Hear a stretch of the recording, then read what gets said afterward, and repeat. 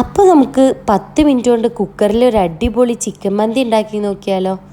എനിക്ക് ഫുഡ് ഉണ്ടാക്കാൻ മടിയുള്ള ദിവസമൊക്കെ ഉണ്ടാക്കുന്ന ഒരു റൈസ് ആട്ടോ ഇത്. ഈസി ആണേനും നല്ല അടിപൊളി ടേസ്റ്റുമാണ്. അപ്പോൾ നമുക്ക് റെസിപ്പിയിലോട്ട് കിടക്കാം അല്ലേ. ഫസ്റ്റ് നമുക്ക് മസാല പ്രിപ്പയർ ചെയ്യാം കേട്ടോ. ഞാൻ നിങ്ങൾ ചെറിയ പീസായിട്ടോ ഞാൻ ചോപ്പറിലിടുക ചെയ്യൽ കേട്ടോ, പെട്ടെന്ന് കഴിയാൻ വേണ്ടിയിട്ട്. അല്ലെ ചോപ്പർ ഇല്ലെങ്കിൽ ചെറിയ പീസായിട്ട് കട്ട് ചെയ്താൽ മതി.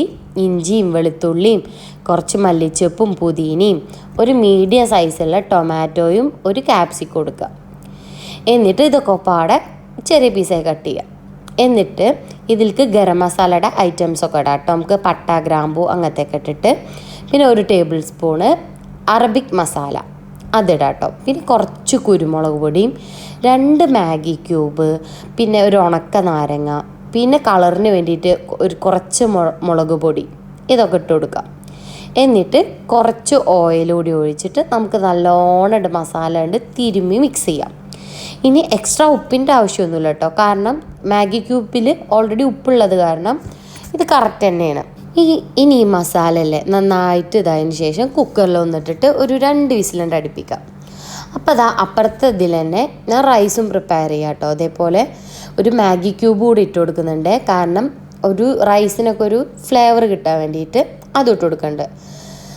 നിങ്ങൾക്ക് വേണമെങ്കിലേ മസാല ആക്കിയ ചിക്കൻ കുറച്ച് നേരം 2 മണിക്കൂറൊക്കെ റെസ്റ്റ് ചെയ്യാൻ വേണ്ടി വെക്കാം കേട്ടോ. ഞാനതൊന്നും ചെയ്തിട്ടില്ല, പെട്ടെന്ന് കണ്ട് ആവാൻ വേണ്ടിയിട്ട് കുക്കറിൽ 2 വിസിലുണ്ട് അടുപ്പിച്ച് വേഗം വെക്കുക കേട്ടോ ചെയ്തത്. അപ്പുറത്ത് തന്നെ ഞാനിതാ ടൊമാറ്റോ ചട്നി ഉണ്ടാക്കുന്നുണ്ട്. ഇത് റൈസിലേക്ക് വേണ്ട ചട്നി ഉണ്ടാക്കിയിട്ടുണ്ട് കേട്ടോ. ഇനി ചോറൊരു 3/4 വേവായി കഴിഞ്ഞാൽ അതൊന്ന് നമുക്ക് ഊറ്റിയെടുക്കാം. അതിൽ ബാക്കിയുള്ള വെള്ളമൊക്കെ കളഞ്ഞ് ഊറ്റിയെടുക്കാം. എന്നിട്ട് ഈ ചിക്കൻ്റെ ഇത് ഓപ്പൺ ആക്കിയിട്ട് ആ റൈസ് അതിലോട്ട് ഇട്ട് കൊടുക്കാം കേട്ടോ. ഇത് ഞാൻ ആ ചിക്കൻ്റെ ഇത് ഓപ്പൺ ആക്കിയപ്പോൾ അതിന് കുറച്ച് അതിൽ ഓയിലും വെള്ളമൊക്കെ കൂടെ ഉണ്ടായിരുന്നത് കുറച്ചൊരു പാത്രത്തേക്ക് മാറ്റി വെച്ചായിരുന്നു കേട്ടോ. ഇനി ആ ചോറിൻ്റെ മേലെ കൂടെ ആ എടുത്ത് വെച്ച ആ ഇതുണ്ടല്ലോ ഓയിൽ, അതുകൂടി ഒഴിച്ചു കൊടുക്കുന്നുണ്ട് കേട്ടോ, റൈസിന് ആ ഫ്ലേവർ കിട്ടാൻ വേണ്ടിയിട്ട്. എന്നിട്ട് ഒരു വിസിലൂടെ അടുപ്പിക്കുന്നുണ്ട്.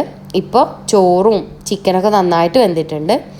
എന്നിട്ട് അത് വേറൊരു പാത്രത്തിലോട്ട് മാറ്റിയിട്ട് ഞാനൊന്ന് സ്മോക്ക് ചെയ്യുന്നുണ്ട് കേട്ടോ, ചാർക്കോൾ യൂസ് ചെയ്തിട്ട്. പെട്ടെന്ന് പരിപാടി കേട്ടോ, പക്ഷെ നല്ല അടിപൊളി ടേസ്റ്റാണ്.